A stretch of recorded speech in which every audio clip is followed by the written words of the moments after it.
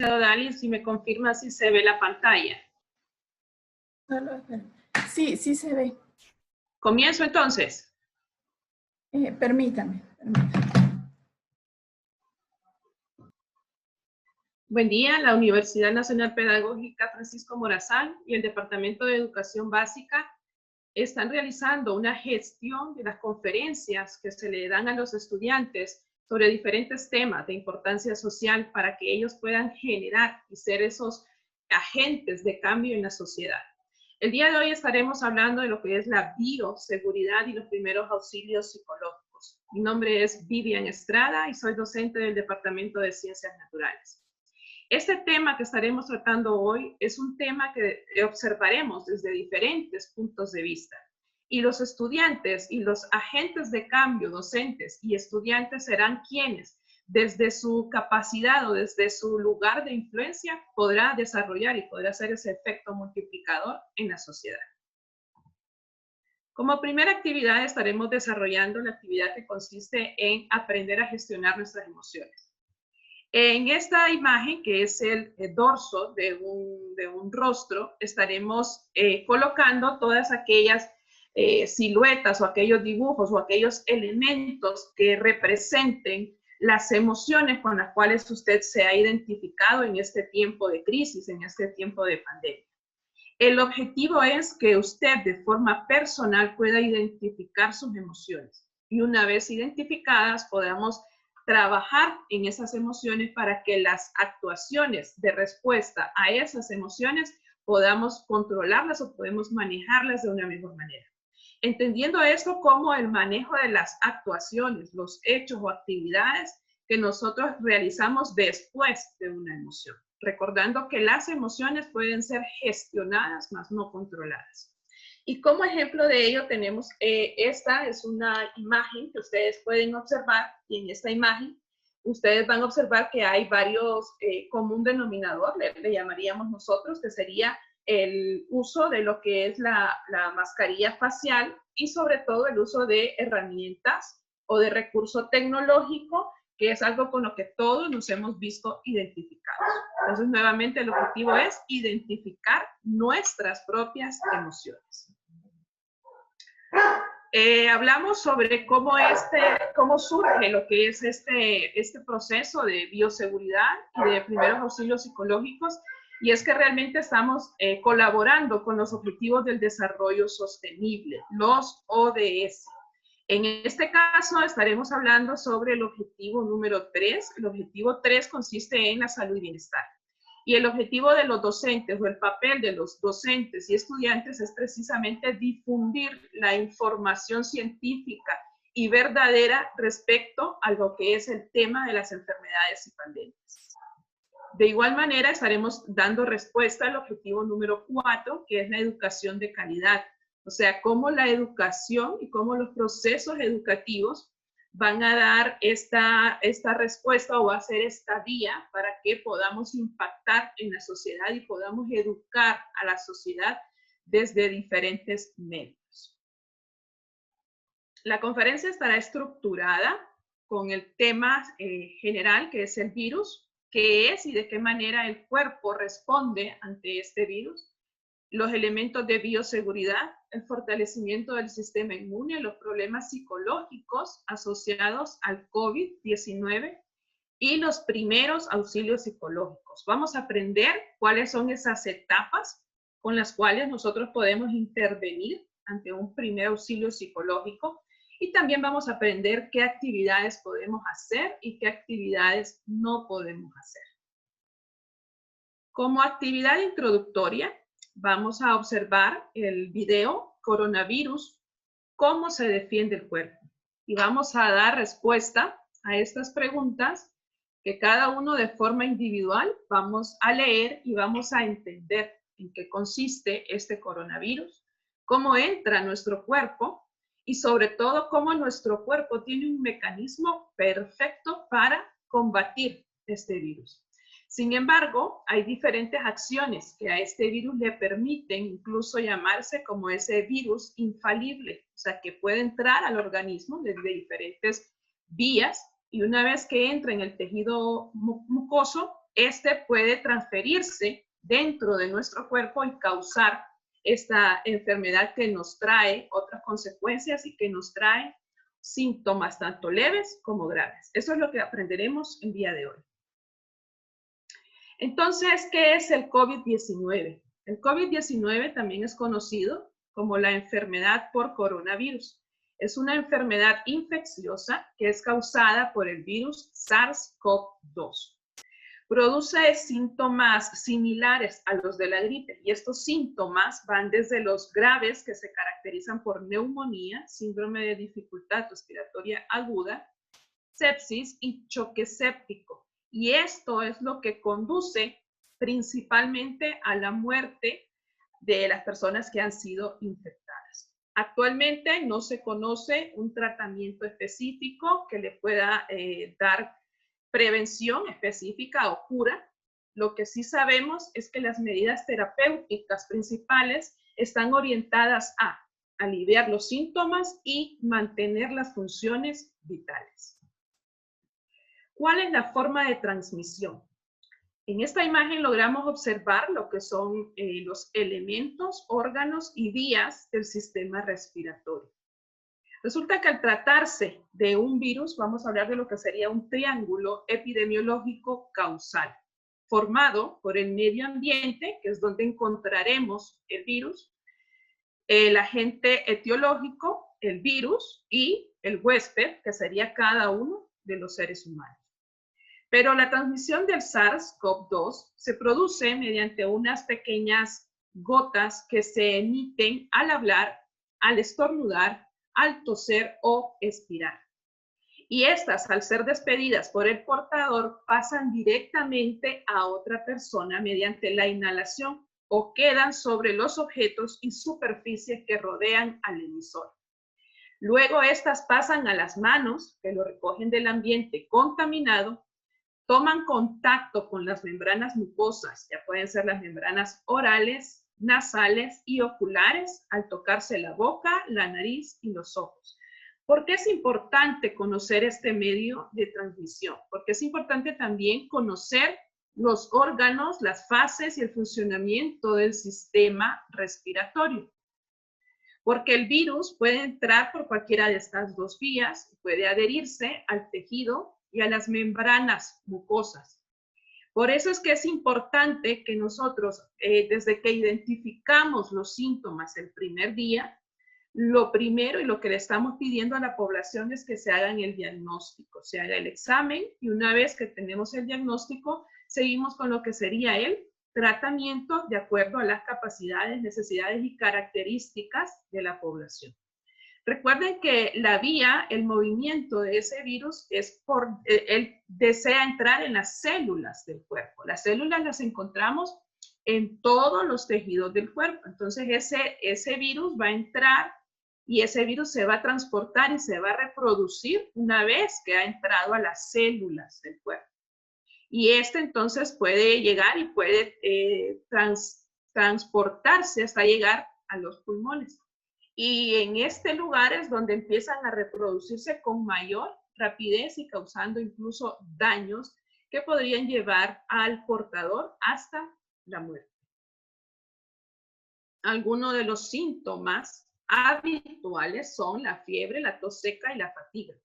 Los síntomas no habituales son el dolor de cabeza, la congestión nasal, la disminución del olfato, dolor de garganta, tos con esputos, falta de aliento, dolor muscular y en articulaciones, escalofríos, náuseas y vómitos y diarrea. Cuando ya han pasado mayor cantidad de tiempo el virus en el cuerpo, la enfermedad y los síntomas son severos. Y entonces estaríamos hablando de síntomas como la alteración de la conciencia, la fiebre alta, la tos con sangre, dificultad de respiración evidente, dolor torácico, pulso irregular y poca o nula micción. Conocemos lo que es el virus, conocemos las formas en las que este virus puede entrar en un cuerpo humano y ahora es interesante entonces que conozcamos las actividades que debemos de hacer para prevenir el contagio de este virus. Y estaríamos hablando entonces de evitar, lavar, guardar, utilizar, y esto nos lleva a tener un menor riesgo de contagio de COVID para mí y para nuestra familia. ¿Qué es lo que vamos a evitar? Vamos a evitar salir de casa. Evitar salir de casa lo más que podamos, porque usted y yo no sabemos cuál es la situación en nuestro exterior. Entonces, en la medida en la que evitamos salir, estamos evitando el riesgo de contagiarnos. Lavar nuestras manos con agua y jabón durante 20 a 30 segundos y hacerlo de una manera que todos los elementos de nuestras manos queden totalmente limpios. Si no tenemos agua y jabón, lo podemos hacer con gel a un 70%, gel de alcohol al 70%. Guardar, en caso de que tengamos que salir de casa, debemos entender, como ya logramos observar, que lo que realmente trae ese virus son las gotas de saliva, y entonces por eso es que se está insistiendo en guardar la distancia, y se habla de un promedio de 1.5 metros. Entonces, si usted desea prevenir el contagio, tenemos que seguir estas normas. Y luego utilizar la mascarilla, porque recordemos que las principales vías por las cuales puede entrar este virus son la boca y la nariz. Entonces, la mascarilla es un medio de protección que va a impedir, según la calidad, según el tipo de mascarilla, impide que este virus y otras sustancias ingresen. Si nosotros desarrollamos estas actividades, podemos decir entonces que estamos contribuyendo a disminuir el riesgo de contagio. Y entonces se nos habla que debemos mantener una sana distancia, usar la mascarilla, lavarnos las manos y usar el gel antibacterial. Estas son medidas que reducen el contagio. Sin embargo, es importante también que nos apropiemos de medidas para fortalecer el sistema inmune. Y es que esto es muy importante, porque en caso de que no logremos prevenir ese contagio, nuestro cuerpo, nuestro sistema inmune debe estar preparado para cuando este virus o cualquier otra enfermedad entre en nuestro cuerpo, nosotros podamos responder ante esta condición de una manera resiliente. Y entonces vamos a hablar de cómo podemos fortalecer el sistema para combatir el virus. Y encontramos información y sobre todo la pregunta, ¿se puede fortalecer el sistema inmune para combatir el COVID-19? Y entonces, ante esta crisis que estamos viviendo a nivel mundial, no sabemos realmente cómo prevenir o controlar totalmente el daño provocado por el COVID, el daño provocado inmediato y el daño a largo plazo. Sin embargo, lo que sí sabemos es que debemos cuidar nuestro sistema inmune para que estas células puedan combatir y puedan estar en ese constante trabajo con el virus o con cualquier otro agente que produzca alguna infección. Y entonces, cuando nosotros hablamos de ese fortalecimiento del sistema inmune, estamos hablando de la primera actividad que debemos desarrollar, y lo que debemos abrir nuestra mente es a entender que necesitamos cambiar hábitos. Cambiar hábitos hacia una nueva ruta de hábitos saludables. Y estos hábitos saludables inician con una alimentación saludable, ejercitándonos, descansando lo suficiente, reducir el estrés y la ansiedad y evitar hábitos tóxicos. Cuando se habla de una alimentación sana y ejercitarse, son dos actividades que van de la mano, pero que van a variar según las características y necesidades de cada una de las personas. Porque hay ejercicios que los pueden desarrollar ciertas personas, hay alimentos que pueden ser alérgicos o perjudiciales. Entonces, por eso es lo importante de cada uno de los seres humanos es que tengamos un diagnóstico previo de cuáles son las enfermedades con las cuales nosotros estamos siendo afectados actualmente, y con base a esa información tener una dieta balanceada, una dieta nutritiva y sobre todo realizar ejercicios. Cuando hablamos de descansar lo suficiente, estamos hablando de diferentes técnicas o estrategias que van desde el dormir las 8 horas al día, lo normalmente establecido, hasta el hecho de desarrollar actividades como meditación, relajación, visualización, que son actividades que nos van a ayudar a la siguiente, que es reducir el estrés y la ansiedad. En esta actividad de reducir el estrés y la ansiedad, lo principal es que usted identifique, que usted conozca su cuerpo, porque de esta manera usted identifica que está bajo un cuadro de estrés o bajo un cuadro de ansiedad. Y esto entonces a usted le ayudará a buscar posibles alternativas o soluciones para reducir esta condición. Evitar los hábitos tóxicos. También es importante que usted de forma personal elabore una lista, identifique cuáles son los principales hábitos que usted considera y que usted sabe están causando algún daño. Dentro de ellos tenemos las bebidas alcohólicas, los cigarrillos o cualquier droga que venga a causarle algún daño a su cuerpo. Pero también tenemos dentro de los hábitos tóxicos el hecho de que estamos llenándonos o estamos recibiendo mucha información que posiblemente no es información verdadera, no es información actualizada. En este día le queremos sugerir que usted esté informado por medios oficiales y por medios verídicos sobre lo que está sucediendo, tanto a nivel de salud física como a nivel de salud emocional respecto a lo que ha traído a los efectos de la crisis o pandemia del COVID-19. Algunos de los suplementos que nosotros debemos garantizar que encontramos dentro de nuestra alimentación saludable son la vitamina C, la vitamina D, el zinc, la cúrcuma, la esquinacia, el ajo, entre otros. Como los que conocemos, el jengibre, el limón, el orégano, que son suplementos o que son elementos que nosotros debemos de tener en nuestra dieta diaria. Hablando de los problemas psicológicos asociados al COVID, una investigación realizada y que salió ya publicada en el mes de mayo en el país de China, hace referencia a dos resultados interesantes. Por un lado, ellos lograron identificar que hay un problema ya que hubo una interrupción de los hábitos durante el confinamiento. Cuando nos referimos a la interrupción de los hábitos, nos estamos refiriendo a una interrupción brusca de lo que es nuestra rutina diaria. Entonces, al haber esta ruptura, se instauraron, según los resultados de este estudio, una rutina de hábitos poco saludables.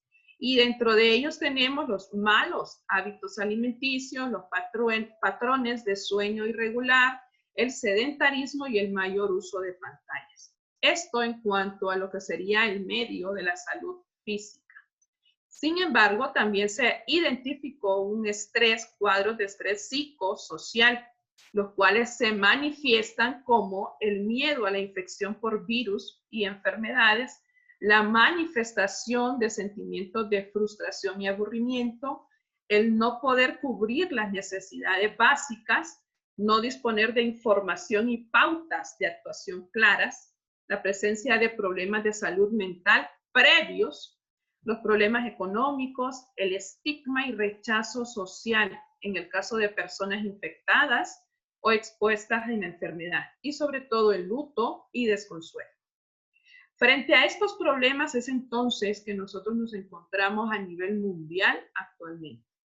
A estos problemas se encuentran nuestros estudiantes, a estos problemas están siendo frente todas las personas. Entonces, queremos saber de qué medida podemos nosotros colaborar y dar esos primeros auxilios a cualquier persona que necesite de ellos. ¿Qué está pasando actualmente con los niños? Con los niños nosotros sabemos, ha habido una interrupción de lo que ha sido su rutina diaria y se han instaurado nuevos patrones de comportamiento, patrones de rutinas y a los cuales también ellos también se han visto afectados. Conociendo las características de acuerdo a las edades de esos niños y de esos estudiantes, que tenemos, por ejemplo, los niños de 6 a 9 años, vamos a encontrar que estos niños están iniciando una madurez cognitiva, están iniciando la capacidad receptiva, que es la capacidad de recibir una información y que en la medida en la que un adulto responsable la explique, el niño puede comprenderla, porque entonces ellos comienzan a comprender la realidad del entorno, aunque aún ellos no se sumerjan en ese entorno. Hacen frente a lo que serían las crisis y para ello esa crisis se refleja en cambios de emociones que impactan en su conducta y que va a dificultar la capacidad de articulación y comunicación. En los niños de edades avanzadas que están entrando a la adolescencia, podemos encontrar las características que ellos tienen una mayor madurez cognitiva, que es casi como la de un adulto. O sea que a este tipo de niños la información se les suministra de una manera diferente. Hay cambios en estos niños, en las características de los niños de estas edades, vamos a ver reflejados los cambios de personalidad, cambios físicos, pero también cambios de personalidad constantes. Y es principalmente uno de los principales problemas para los adultos, porque nos cuesta entender a estas personas que empiezan con estos cambios de personalidad y en lugar de aprovechar esto que está sucediendo, estos cambios que está sucediendo en la adolescencia. También hay cambios hormonales, se centran en los modelos de grupos de iguales. Los niños en estas edades buscan la aceptación del grupo en el cual ellos se encuentran, que sean de edades similares. Y en esta aceptación frente a una crisis, los niños de estas edades se refugian en grupos sociales, lo cual muchas veces dificulta la comunicación con los padres o con los maestros o con algún adulto con el cual ellos tengan contacto inmediato. Hay una gran dificultad para gestionar las emociones, hay cambios conductuales y hay un aislamiento e irritabilidad. El aislamiento se da porque él está en un proceso de cambio de personalidad y él está intentando entrar en un grupo al cual los adultos no pertenecemos. Por ello es importante que los adultos entendamos las características de los niños que están a nuestro alrededor, porque de esta manera podemos desarrollar las siguientes etapas. Resulta que frente a una crisis, sea esta una crisis causada actualmente por la pandemia y específicamente una de las mayores crisis para los niños, es el hecho de saber que alguno de los miembros de su familia o alguno de sus miembros de compañeros ha muerto. Entonces, frente a esta información, frente a esta crisis, existen diferentes etapas de cómo llegar a esos niños. Desde la primera etapa, que es contener, cuando hablamos de contener, es que tenemos que recopilar la mayor información verídica actual sobre un suceso, calmar, informar, normalizar y consolar. En este caso es interesante que estas etapas se van a repetir para los niños de cualquier edad. Sin embargo, la suministración de información va a ser totalmente diferente de acuerdo a las características de estos niños. Entonces, una de las principales recomendaciones que se da para un adulto poder inferir o intervenir con estos niños es el hecho de que no se le oculte la verdad. Independientemente de la edad que tenga el niño, no se le puede mentir porque de cualquier modo, por cualquier vía, el niño va a obtener la verdad de un suceso, de un hecho o de una noticia. Y es por ello importante que los adultos entendamos estas fases para que primero podamos nosotros de forma personal contener esa información y poder tranquilizarnos nosotros personalmente para poder realizar también acciones para calmar a los niños que tengamos a nuestro alrededor. Informar de forma verídica qué es lo que está sucediendo, hacerle saber al estudiante o a los niños que tenemos a nuestro alrededor de qué manera se van a normalizar la situación en la que se está viviendo, siempre hablando con la verdad y luego consolar. Cuando consolamos también debemos hacer uso de palabras coherentes y en caso de que no tengamos una palabra que decir a ese niño, lo único que tenemos que hacer es abrazar y hacerle saber al niño que cuenta con su apoyo. Porque muchas veces tendemos a hablar mucho y a decir que tu abuelito es un ángel más que te cuida desde el cielo o tu papá siempre estará contigo. Entonces son palabras o son mensajes que posiblemente en el momento no van a llegar de la manera que el emisor desea que llegue. Por eso es importante que lo que más tenemos que gestionar nosotros es el apoyo emocional con un yo estoy aquí, yo te apoyo, esto está sucediendo, esto es la verdad, pero cuentas con mi apoyo. ¿Cuáles son entonces las fases o etapas de los primeros auxilios psicológicos para cualquier persona que esté pasando por una crisis de cualquier índole? En este caso estamos hablando de la crisis que ha venido por la pandemia del COVID-19. Sin embargo, estos pasos, estas etapas de los primeros auxilios psicológicos, conocidos como PAPS, son utilizadas bajo cualquier evento, suceso o crisis que cualquier persona esté siendo partícipe. Entonces, la primera etapa es la etapa de acercamiento. En el acercamiento usted identifica a la persona que está pasando por algún evento y lo que empezamos a hacer es a recaudar información que nos va a ayudar a seguir en la siguiente fase, que es realizar el primer contacto. En el acercamiento usted identifica que la persona necesita de primeros auxilios psicológicos. Usted hizo una observación. Sin embargo, en la segunda etapa, usted va a realizar el primer contacto, conocido también como la etapa diagnóstica. O sea, la etapa en la que usted pregunta dónde, cómo, cuándo, quiénes estuvieron involucrados en el evento que le está causando a esa persona una crisis emocional. Una vez que usted tiene esa información, usted realiza, recuerde que estos son primeros auxilios psicológicos, usted no es experto, sin embargo, una vez que ya conoce estas fases, tiene la capacidad para dar esos primeros auxilios psicológicos antes de que la persona sea atendida por un especialista. Se examinan entonces las dimensiones del problema, o sea, se examinan los resultados del diagnóstico y con esta examinación de esas dimensiones tenemos que tener claros varios puntos que debemos hacer y que no debemos hacer. Una vez que tenemos sobre la mesa cada una de esas dimensiones, vamos a pasar a la etapa número 4, analizar posibles soluciones, que consiste en la elaboración de un plan de acción. En ese plan de acción, usted como experto, como una persona que posiblemente ya vivió una crisis con eventos que usted identificó de esta segunda etapa, usted podría diseñar un plan de acción. Sin embargo, lo ideal es que usted le pregunte a la persona que está bajo esa crisis cuáles son las actividades que te gustarían desarrollar para llevar a cabo esta crisis. Por ejemplo, estamos en la crisis de la pandemia. ¿Cuáles son las actividades que ustedes desean desarrollar para que podamos reducir el estrés y la ansiedad que vienen como esos efectos del COVID-19? ¿Cuáles son las actividades que vamos a desarrollar? Estaremos en ese contacto con esta persona y entonces empezaremos a diseñar ese plan de acción.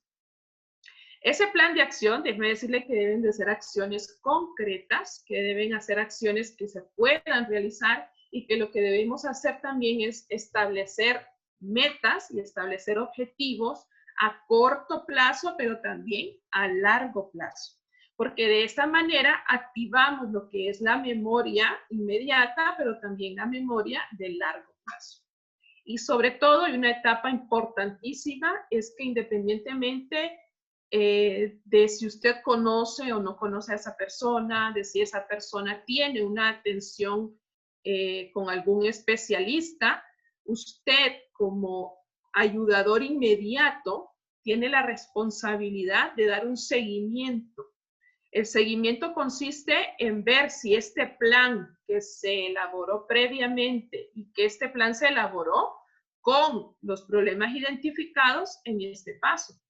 Entonces, el seguimiento consiste en dar seguimiento, pero antes de que lleguemos a esta fase 5, pudimos haberlo hecho en la fase 2 o lo podemos hacer en la fase 5, es establecer un mecanismo que se le conoce como contrato o convenio, el cual consiste en establecer los lineamientos con la persona atendida, desde obtener su número de teléfono, obtener la dirección, obtener su correo o datos que a usted le puedan ayudar para posteriormente dar un seguimiento responsable y oportuno. Ahora, frente a estas fases que vimos anteriormente, ¿qué podemos hacer y qué no debemos hacer? ¿Qué hacer? Escuchar de forma cuidadosa cada detalle y cada dato que nos está dando la persona. Comunicar aceptación. En ningún momento nosotros podemos decir, no te sientas así, o no deberías estar así, o deberías de recibir esta crisis de otra manera. No, usted debe de aceptar, identificar las emociones de esa persona. Preguntar cómo, cuándo, dónde, quiénes. ¿Qué te gustaría hacer mientras dura el proceso? Elaborar un plan de acción, establecer metas a corto plazo y establecer mecanismos de comunicación bajo convenio de acuerdo mutuo. ¿Qué no hacer? Recordemos que como humanos nosotros hemos pasado también por diferentes eventos que nos han causado alguna crisis y precisamente lo primero que se nos dice que no debemos hacer es contar nuestra propia historia. Aunque en muchas ocasiones puede ser útil los mecanismos o estrategias que de forma individual y personal realizamos para dar frente a una crisis, lo ideal es no contar nuestra propia historia. Otra cosa que no debemos hacer es ignorar los sentimientos o hechos de la persona. No debemos juzgar, no dejar obstáculos sin examinar. No debemos intentar resolverlo todo en un solo paso, porque para eso están las etapas y va a depender de las características de cada persona, de cómo cada persona responde frente a una crisis y de la magnitud de esa crisis. Y sobre todo, no debemos dejar detalles en el aire o asumir que la persona continuará a la acción del plan por sí mismo. Por eso es importante establecer esos mecanismos de comunicación. Y entonces asumir nosotros el rol de ese ayudador inmediato. Factores de ayuda en la recuperación. Primero tenemos que sentirnos, recuerden que usted es un ayudador inmediato, pero usted también está expuesto a un daño o a una secuela emocional. Por eso es importante que de forma personal e individual nosotros debemos sentirnos primero y hacer sentir a la persona segura y hacerle sentir a esa persona que hay esperanza y que puede mantenerse en calma. Tener acceso a apoyo social, físico y emocional, identificar usted en su familia, en sus amistades, si hay algún especialista, si hay algún profesional en este tema y acudir de forma inmediata en el caso de que usted considere que de forma personal ya no puede desarrollar ese mecanismo de autoayuda. Sentirse capaz de ayudarse a sí mismo física y emocionalmente. ¿Cómo nos sentimos capaces? Identificando nuestras características, identificando nuestras habilidades. Esa es la primera fase para que nosotros seamos capaces de ayudarnos a nosotros mismos. Cuando usted identifica sus habilidades, sus capacidades, pero también identifica sus emociones, esto les será de gran ayuda para que usted pueda ayudarse a usted mismo y también colaborar con las emociones o con la gestión de las emociones de las personas que le rodean. Hay que respetar la seguridad, la dignidad y los derechos de la persona. ¿En qué consiste esto? Y esto es importantísimo. Recuerde que usted tendrá a su alcance a una persona que está pasando por una crisis. esa persona decidió abrirse en confianza hacia usted. Por eso es responsabilidad suya que esa información que esa persona le está brindando sea una información que se guarde entre un vínculo solo entre el elemento A, que es la persona que necesita la ayuda, y el elemento B, que es usted quien brinda la ayuda. Por eso usted no debe brindar esta información a terceros, a menos que sea a un especialista que esté dispuesto a ayudar a esta persona. Debemos adaptar la propia acción a la cultura de la persona y considerar otras medidas de respuesta a la emergencia. Eso es importantísimo. Y sobre todo, cuidarse uno mismo cuando uno da esos primeros auxilios. Resulta que estamos frente a una crisis bastante fuerte de duelo y a una crisis de miedo por contraer este virus. Entonces, tendemos a tener este miedo, que este miedo significa que minimizamos el poder interno, nos indisponemos a lo que podemos estar desarrollando, a ese plan de acción que podemos desarrollar. Tendemos a enfrentar y enojarnos, a responder de forma inmediata mediante el enfrentamiento y el enojo con otras personas.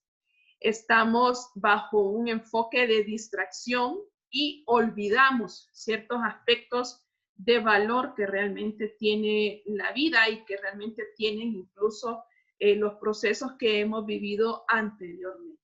Entonces, este miedo, ¿cuál es mi compromiso personal y colectivo? Ese compromiso consiste en cambiar este miedo, que el miedo no es malo, que usted y yo lo tengamos, es algo normal que debe de ser característico frente a una crisis. Sin embargo, ese miedo debe ser un motor que me lleve a un cambio. Por eso es que es necesario, porque es un motor inicial que genera un cambio. Y ese cambio se llama valor, que consiste en verbalizar o visualizar lo que está sucediendo, identificar las emociones y poderlas darlas a conocer, aceptar y amar lo que está sucediendo, que usted pueda ver este proceso como una oportunidad para que podamos levantarnos y accionar con voluntad, con fuerza, levantarnos de ese miedo en el que nos encontrábamos inicialmente y buscar a accionar.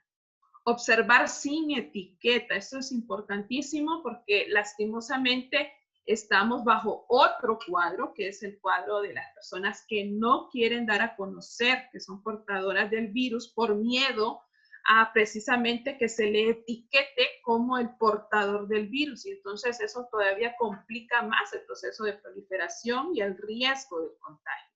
Por eso es importante que no etiquetemos, que en la medida en la que podamos ayudar, lo hagamos de una manera responsable.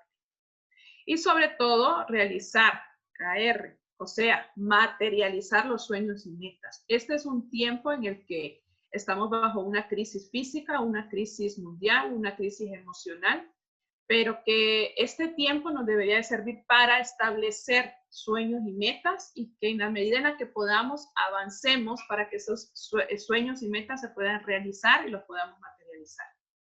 Esta misma investigación que se hizo y que se publicó en mayo y que se hizo en el país de China nos dice que si tras la cuarentena se mantienen rutinas y hábitos saludables y se proporcionan los apoyos necesarios, será esperable que la mayoría de los individuos recuperen su funcionamiento normal.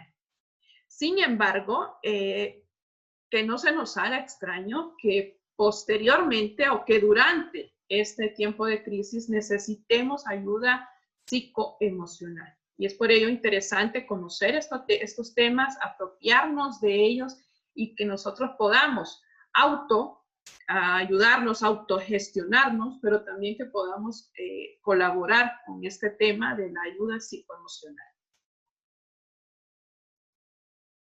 Estos son algunos recursos que están a su disposición y terminamos con esta frase que le dice: ser positivo no significa no tener nunca pensamientos negativos. Se trata de no dejar que esos pensamientos negativos controlen tu vida. Gracias por su participación, por estar en esta conferencia hablando sobre lo que es esta bioseguridad, sobre lo que son estos primeros auxilios. El reto que ahora tenemos es difundir esta información y que nosotros seamos esos agentes de cambio y de impacto en la sociedad. Gracias nuevamente.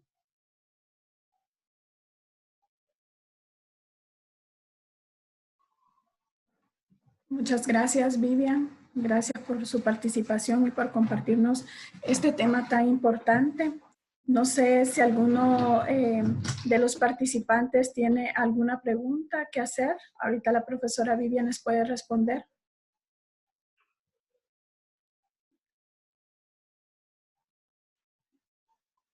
Pueden levantar la mano si tienen alguna pregunta.